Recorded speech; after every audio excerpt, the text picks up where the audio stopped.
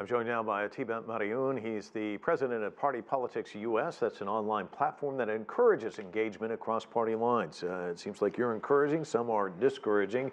In the state of Georgia, it's interesting, the former U.S. President Jimmy Carter has called on Brian Kemp, who's one of the candidates, to resign from his post as Secretary of State.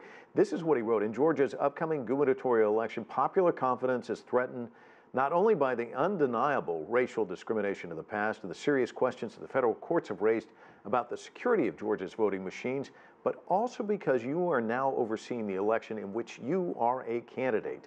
And a lot of people are calling attention to this. What do you make of what's going on there? It would be great if he could have recused himself, but power concedes nothing without a struggle.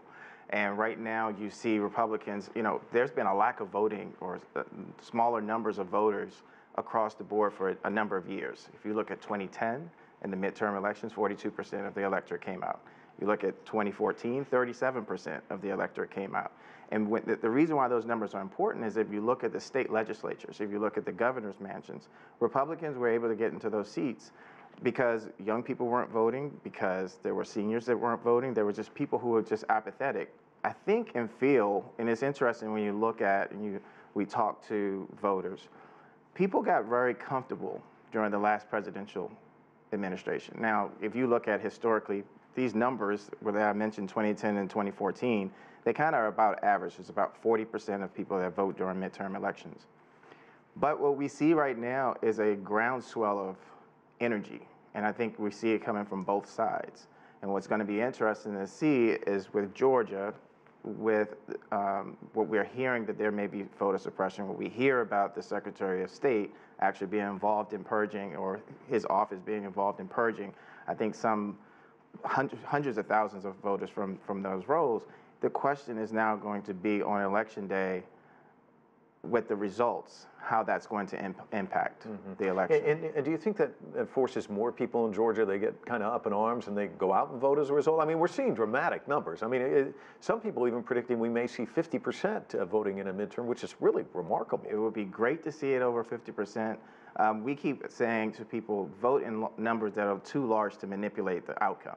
And so that means, when you're going, take a family member, take a friend, go in groups of people. We're hearing about people who are already in early voting, who are standing in line for 45 minutes to an hour. And the numbers across the board, we're seeing things in the Midwest, we're seeing things in Texas. The numbers are off the chart. It's interesting. Kansas is also it's a red state. And there's a lawsuit by an 18-year-old Dodge City resident and a Latino civil rights group because the county clerk actually moved the polling place outside the city. There's no bus transportation, there's no sidewalks, and I was looking, 13,000 registered voters are going to be impacted. 60% of the town's residents are Hispanic.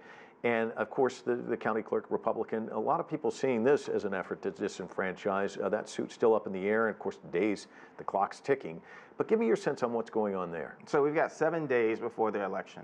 And it's not just what we're hearing about that's going on in Kansas. We're hearing the same thing in Georgia. And I'm just going to pivot and talk about Georgia a little bit because unless people are talking, and we see a lot of talking that's going on social media, but connecting the dots in terms of what's happening.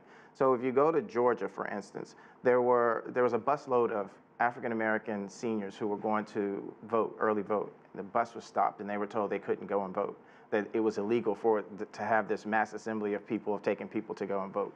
If you look at the people who are in largely African-American communities in Georgia, who have also found that their polling or their precincts where they were supposed to go vote have been moved. So now let's talk about Kansas.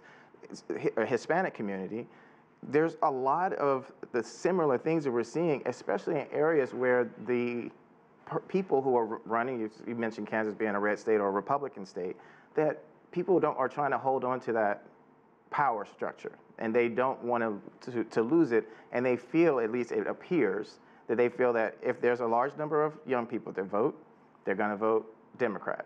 If there's a large number of seniors that are going to vote, they may be tired and not like what they see that's going on. So we keep seeing these voter suppression efforts to happen to try to keep the status quo as opposed to, and this supposed democracy that we live in, letting the majority decide. Yeah, we're going to have to see it all shakes out. It's next Tuesday. It'll be very interesting to watch and always great to talk to you. Thanks for coming in. Thank you.